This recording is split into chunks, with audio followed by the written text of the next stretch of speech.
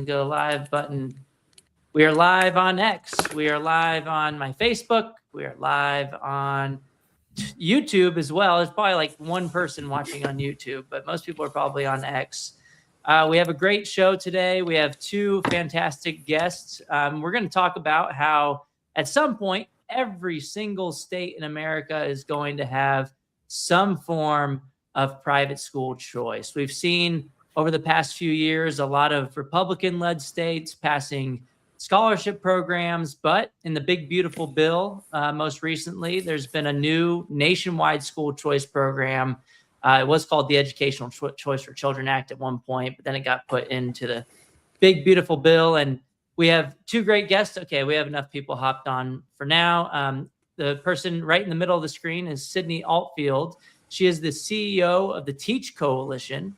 And then we also have Nathan Diamant. Am I saying that right, Nathan? Diamond, close enough. And he is the executive director of the Orthodox Union Advocacy Center, and they're both highly involved in the fight for education freedom. So yeah, could each of you guys just give me a little bit of a extra background of how you guys got into the fight for school choice and where you see things standing now? Sure. Nathan, you want to go first, or you've been Ladies first. Thank you. Nice. Thank you for having us. I'm really excited to kind of share our insights as well.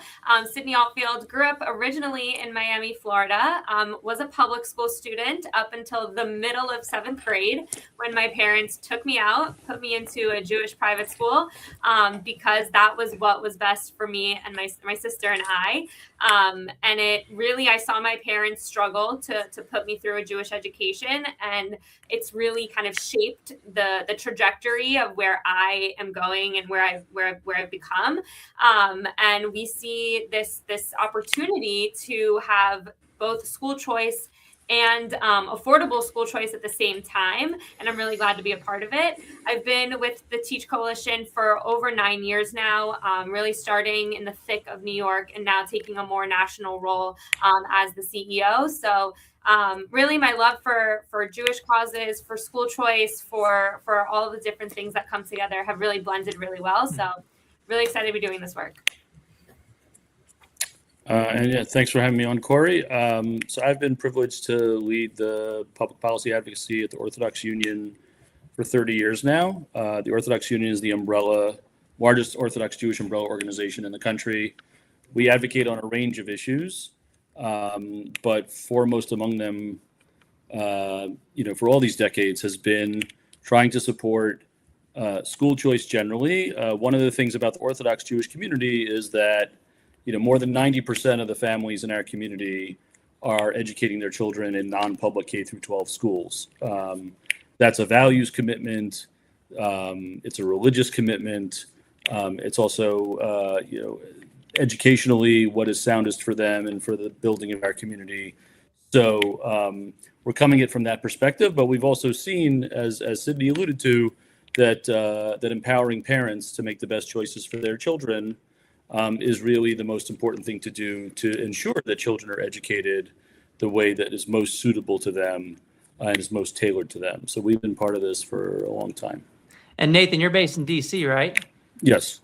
So were you part of kind of the process of getting this bill passed in reconciliation, or could you take us kind of a little bit through how all that went down, or like what's actually in the new program, like for at your average listener, like what are we even talking about here? We're talking nationwide school choice, but what does that actually mean, right, with the nuts and bolts?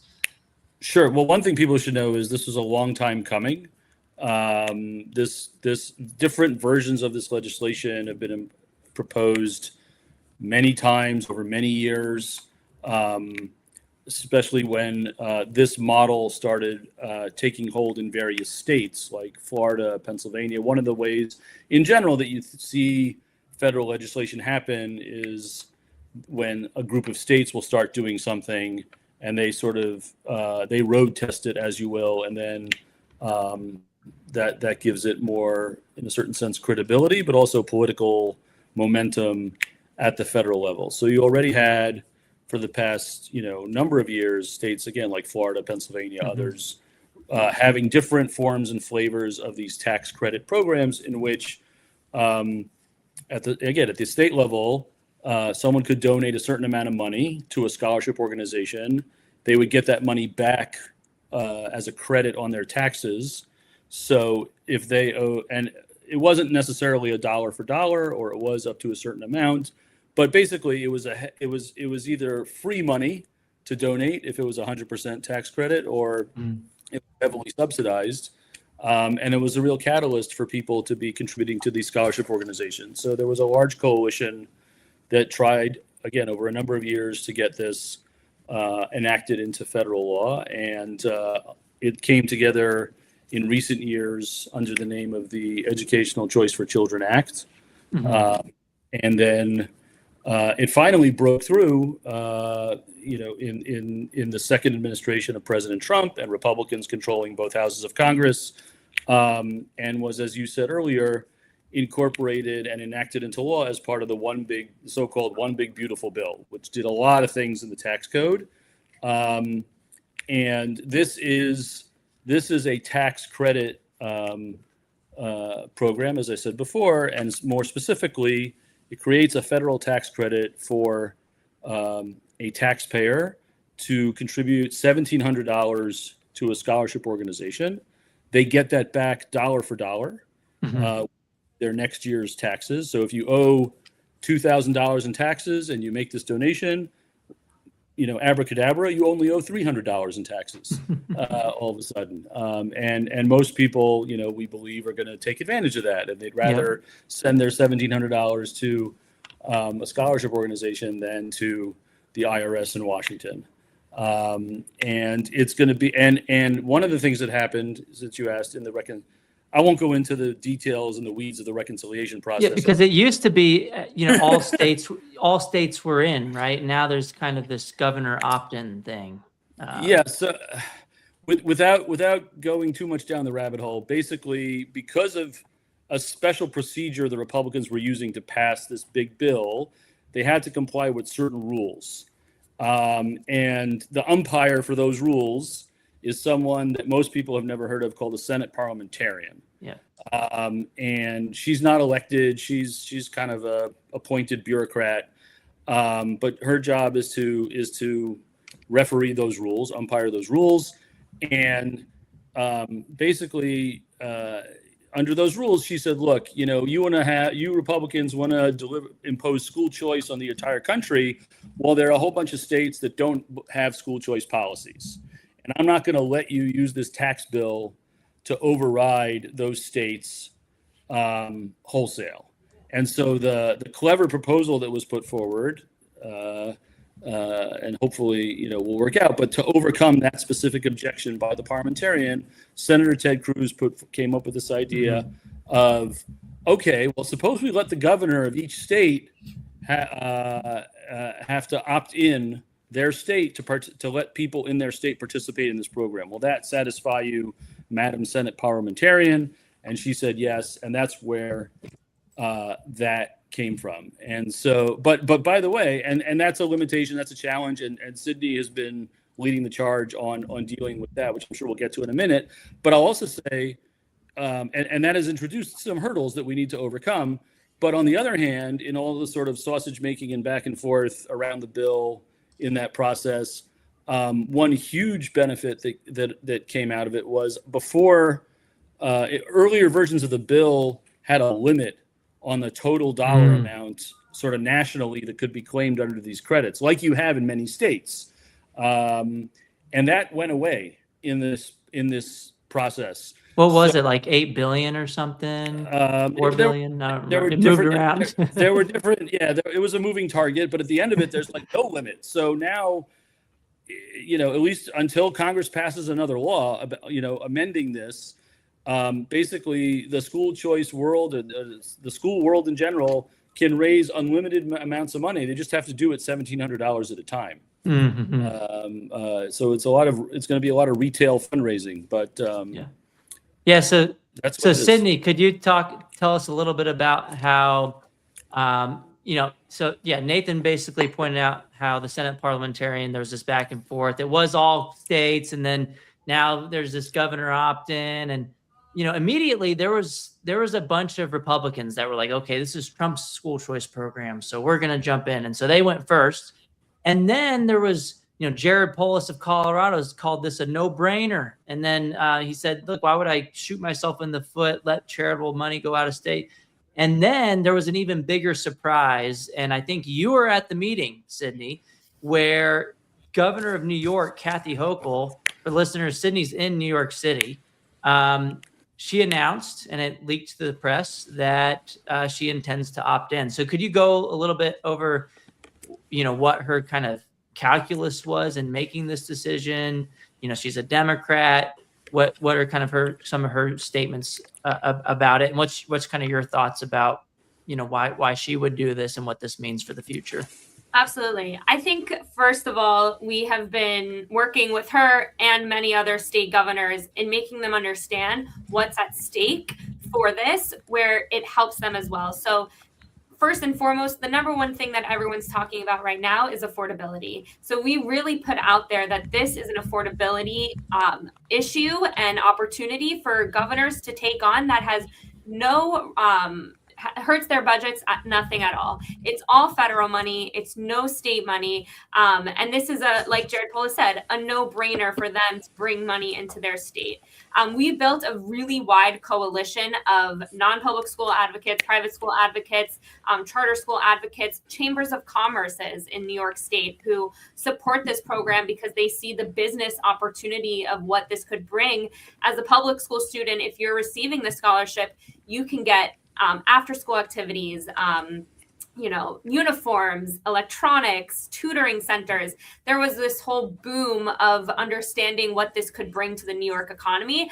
And I think Governor Hochul saw that. She understood that this is not a slippery slope voucher scheme that some people use. She saw this as a real opportunity to put money back into the pockets of New Yorkers. And she's always been running on that.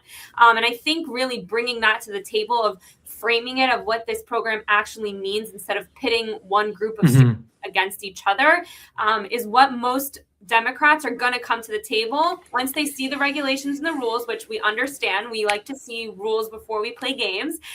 So once those come out, I think that almost every Democratic state is going to opt in because they are going to see what could leave their state, but what could actually happen when it comes into their state. If we're making bets, how long do you guys think it will be until all 50 states opts in? You can't guarantee anything in politics, so I would be a terrible. Placing my Kalshi bets. I think that I would say probably 75-80% of blue states are going to opt in. I think the few that are struggling and the stragglers are going to opt in after the first year. There is no way that a governor will be able to look their community and their constituents in the eye and say, yes, I allowed billions and billions of dollars to leave our state and hurt our economy. I just don't see that as helpful. And I think that they're going to see that public school students are going to take the majority of this money because public schools students are the majority and public school families are the majority. And I think it's going to be a win-win for everyone. It kind of reminds me of the 21 drinking age where, it's not the same because those were actual federal subsidies tied to highway funding. There was public dollars, there's taxpayer dollars.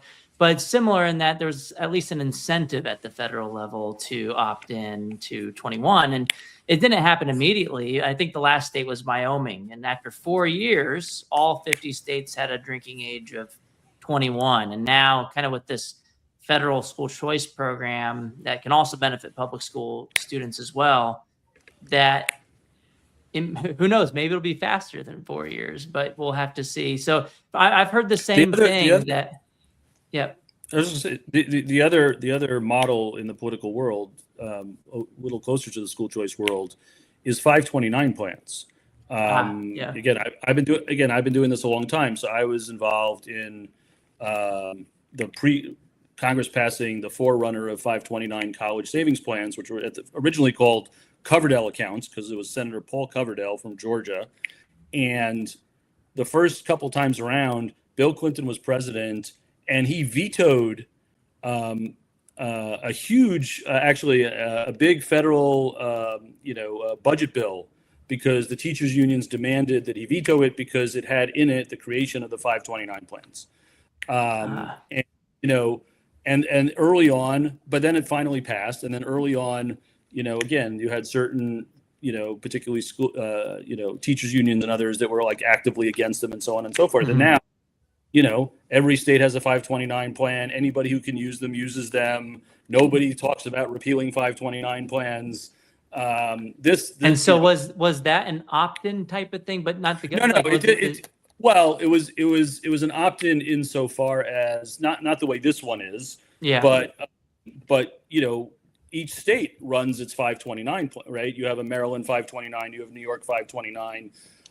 So they had to set them up. They had to pass legislation to set them up in each state. It was almost harder to quote unquote opt in that case. Yeah, and they all did. Yeah. And now it's like no politician is going to say, oh no, 529s are terrible. We need to get rid of them because so many people utilize them. Yeah, that's right. And so Sydney, I wanted to ask what states are you kind of focused on with your organization? I know I'd looked them up before, but Florida is one of them. What were the others? Yeah, so Teach Coalition operates in 7 states, and we do some, consulting and help in other states specifically for this program as they come to us for strategy with our coalition partners. But yeah, so we operate in Florida and Nevada. Those 2 have officially opted in.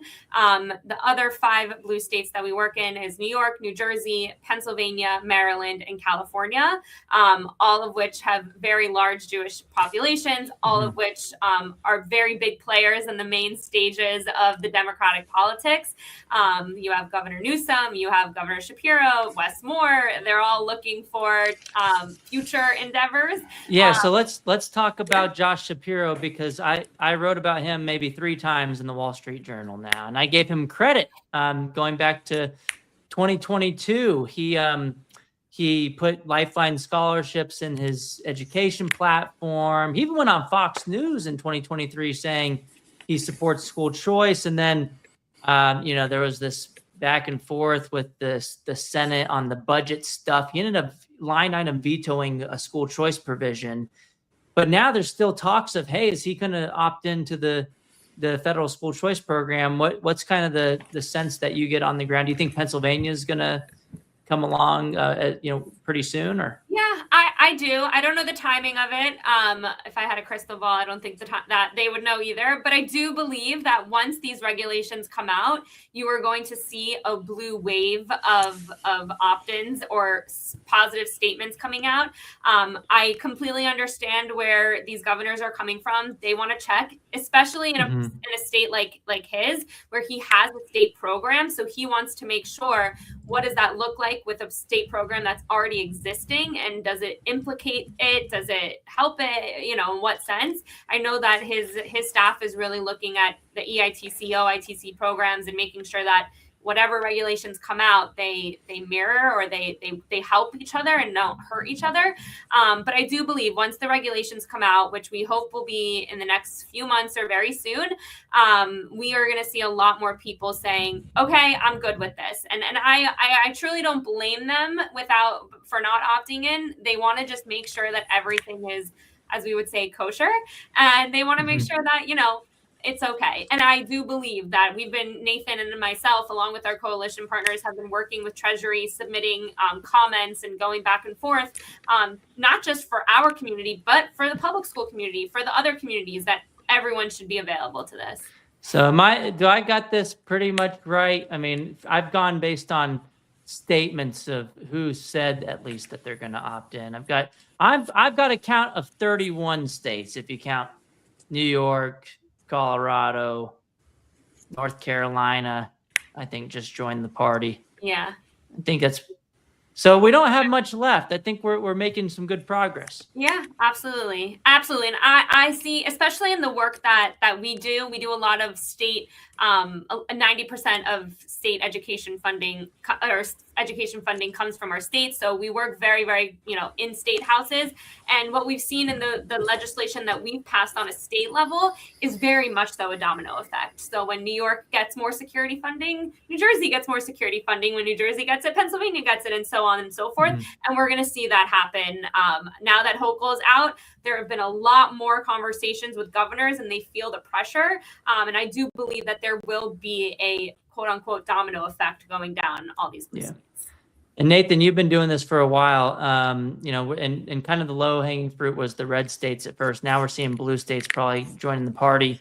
Could you go over a little bit of like, because people, I guess the teachers unions mostly have said this is a Republican issue, this is a partisan issue, and if you're a Democrat, you can't be on board with school choice. But now we have 2 Democrat governors saying they're going to do it. So if you can, either even go over some of the history of the school choice movement and how that's kind of, to just respond to that accusation that this is just a one-party thing. I think you have to separate out the position of the teachers unions from many other constituencies within the Democratic coalition. I mean, the African American community, which is certainly a solid part, the majority of it within the Democratic Party's coalition, consistently in polling, and also if you look at like the landscape of charter schools and other kinds of school choice initiatives, they are very supportive of and use school choice programs. The Washington D.C. has a very small school choice program. When did that pass? In like 2008 or something? Yeah, early 2000s.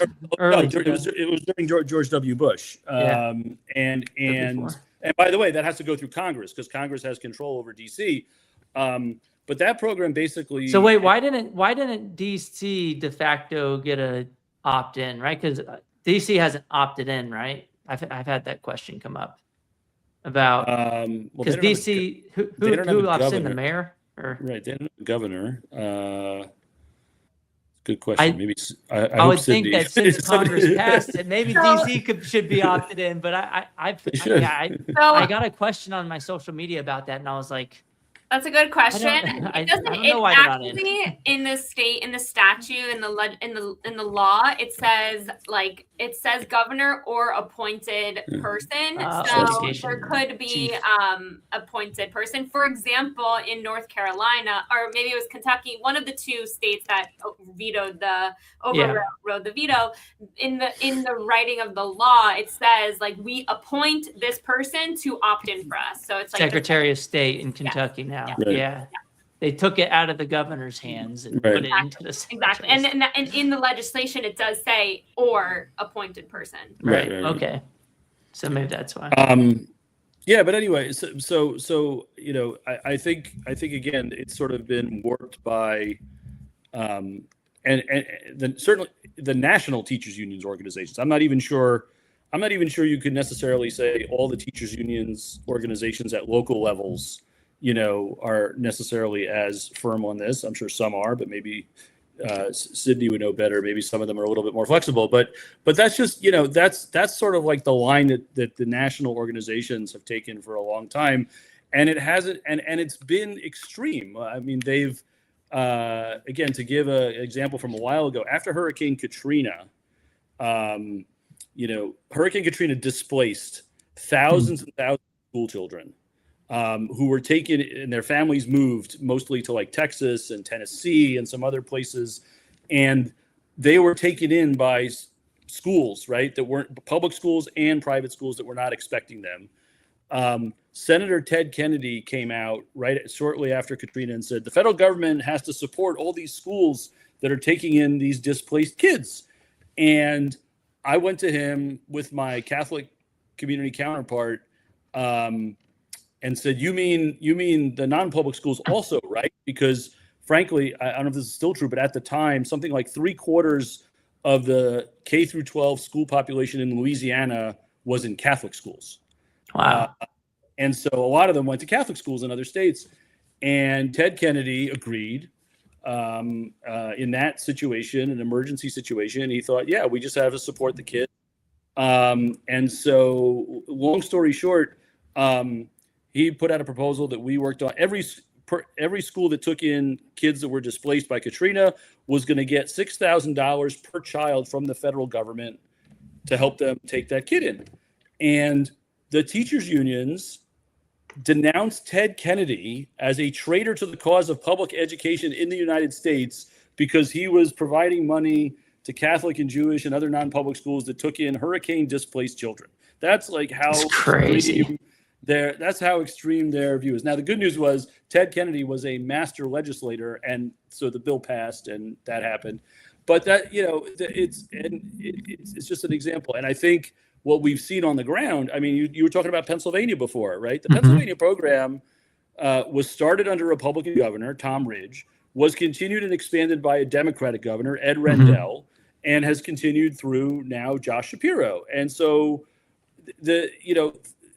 what people expect, I think generally from the politicians that are more close to them, the locals and the state officials, is they want them to be pragmatic and they want to get stuff done. And they want them to make their lives better. And if this new initiative fits into that, that paradigm, hopefully that'll sideline the opponents and make it more widespread. That's what we've seen with school choice in general across the years.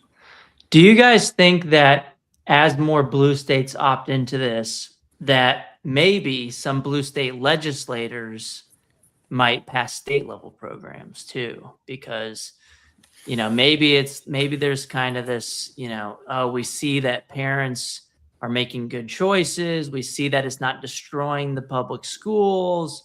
Maybe they pass an additional tax credit or something at the state level. I don't know if that's a possibility or if that's a good question. And just to bounce off the last one too, I think school choice has bad PR. I think it's just kind of muddied the waters of what it is. When you get down to the crux of it, of educating our children and making sure that they get the best education that's best for them, it's crazy that people wouldn't support something like that.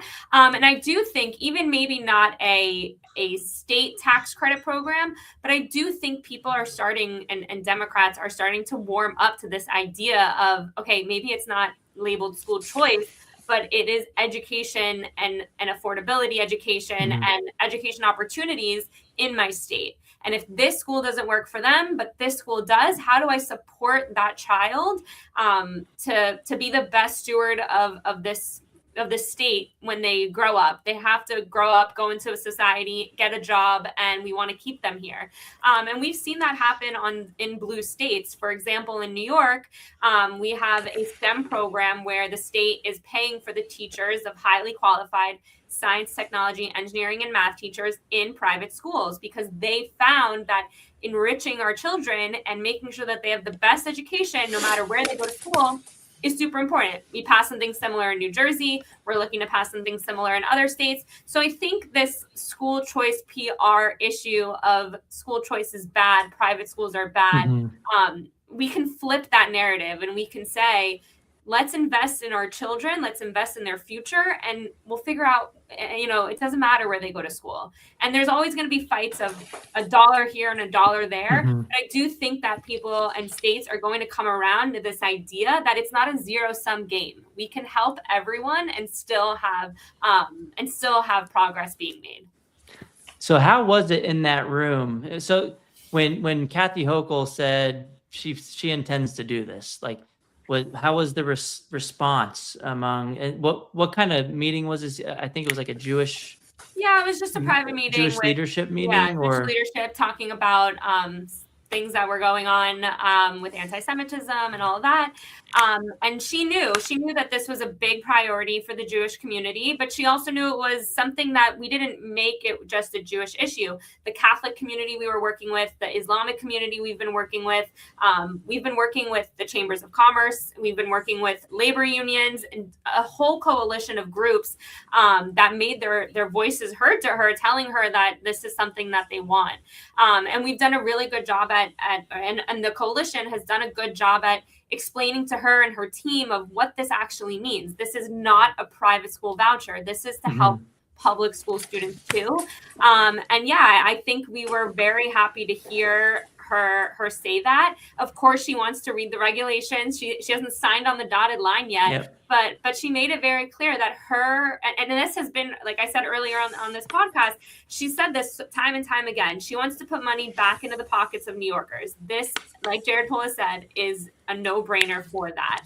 But it seems like it's a pretty, she hasn't signed on the dotted line, but it seems like it's as long as it's what's being advertised, it seems like it's a pretty almost done deal as it can get, because I've been getting texts from some people. They're like, why did you put New York on the map? She hasn't actually, signed it yet. It's like, not everybody on that map has signed it, but if they're telling me, or if they're telling the public that they intend to do this, I think, we embrace them with open arms. And absolutely.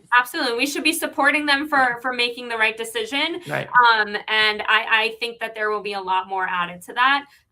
But yeah, it was great to hear her say that, and to back it up and put out statements saying that she's supportive and that she knows that this program is for public schools. A lot of the naysayers try to leave that out. So the fact that it was said from her really shows that she understands the program, and shows that, she wants to see everyone succeed under it. So Nathan, where do we go from here? What's the next step? I keep hearing about this rulemaking process. When is that supposed to happen? When do we get the final kind of set of rules? And then, when's this blue state kind of brigade supposed to start? And what's next? So Sydney and I actually sent a letter last week to the Treasury Department, where the officials that are working on these rules. And although the letter took up a whole page, it actually just could have been like 2 words, which was "come on already." Let's go. That was basically our message. And Sydney and I are actually going to meet with them tomorrow. And we are, we're hoping that it'll be sooner rather than later. I mean, to be fair, Little birdie told me there was a round table. Yeah, to be fair to them, this program doesn't officially start till January, and there are a whole bunch of things in the big beautiful bill that happens, before January that they needed to these same people need to generate regulations on. So, they're not slow walking it. They're not trying to gum up the works. They're just, overwhelmed and understaffed. But we're gonna still go in there and say, come on already. So we'll hopefully, certainly tomorrow, I'm hoping that Sydney and I will have a better sense of a timeline, if nothing else. Okay, cool. I mean, I heard months ago that maybe sometime late in this summer that there would be rules out. I don't know. Things move around. Hearing many dates thrown around, and not all of them are very close to each other. So we're hoping for more clarity on just timeline. But as far as what you've heard on how long do governors have to make their decision for 2027? Is that the end of 2026? December 31st, 2025, the paperwork has to be sent. 2026. 2026, sorry. 2025. Yeah. 2026. All right, cool. So we haven't passed the deadline yet. There's still decisions to be made. We already have 31 states basically locked in, as close as you can get to that. And is there anything else you guys want the listeners to know about kind of where the school choice fight has been, where it's going, and anything else that we didn't kind of clear up about this new program? Good, Sydney. I think the school choice program is going strong. It's not going anywhere. If anything, it's just booming, and there's different opportunities for different states to take a part in it. And I really do believe with the different types of learning these days that we're seeing with technology and this and that, it's only going to continue to go up from here. And I hope that the school choice movement gets a new PR firm to make it sound better. But I believe that the work that Nathan and myself are doing to educate lawmakers on both sides of the aisle of what school choice really is at the crux of it is working. And I see a lot of success. And I know that this program is going to be successful. And I hope that it's here to stay and it only grows. And if people like us are fighting for it and the communities fight for it, like we've seen already, it will stay. So I'm excited for it. Yeah, and what I would add to that is even, what all your listeners can do in the meantime, while we're waiting for the regulations and even while we're waiting to implement this, at the beginning of 2027, is educate themselves more about this program in particular and spread the word about it. A lot of us who are involved in this, everybody kind of thinks, they know everything that's going on and that everybody should know the same thing, but most people don't know about this. Most people don't know this law was passed. Most people don't know any of the details. And as I said before, because it's unlimited, I mean, it's a case that every family in this country can participate in this program, either as a recipient of scholarship or as a donor to a scholarship. It's literally unlimited, the entire population of this country. So, that donation amount is $1,700, but that scholarship could be $5,000, right? By the way, the tax credit is for $1,700. The scholarship organizations have to be charitable organizations. So if you give $2,000, $1,700 you get back, and then the $300 on top of that is just like giving to any other charity. It's a tax deductible contribution to a charity, and so on and so forth. Yeah. So. I don't know if everybody in this country knows that, the Knicks are playing the Spurs in game number 3 tonight of the NBA Finals. Hey, so, I'm based in San Antonio. I'm based in San Antonio. I didn't take a side. I just said, I don't even know if that everybody second knows that game, man. But I'm saying, like, think of how many people do know that, right? That's probably more people know that there's a game in the NBA Finals tonight than know that this program exists or is going to exist. That's like the education, challenge that we have before us. So whether your listeners are Spurs fans or Knicks fans or, unfortunately Washington Wizards fans, there's a whole universe of people that need to be informed about this, much less, get to a place where they're going to participate in it. And this could truly, this is the revolutionary moment for school choice, because if it can become as widespread as that, there's no turning back. There's no undermining it. We're in a whole new world if it really becomes as widespread as its potential holds out. Excellent. I say we end it there. This is a revolutionary moment for school choice. That's the money quote. I hope everybody runs away with that and takes your advice to spread the word, because the success of this program is going to depend on how many people we can get to make those $1,700 contributions. That's going to be the way to unleash school choice in America. So I want to thank you guys, Nathan and Sydney, for hopping on, giving my listeners some more information about where things are and where things are going with this nationwide school choice initiative. And I want to thank you guys for all the work that you guys are doing, not just in places like Florida, but Pennsylvania, New Jersey, and elsewhere, not just red states, but blue states as well, because this shouldn't really be a partisan issue. So I want to thank you guys again. Thanks, listeners, for hopping on, and thank you one more time. We'll talk to you later. Bye. Thank you, Corey. Thank you.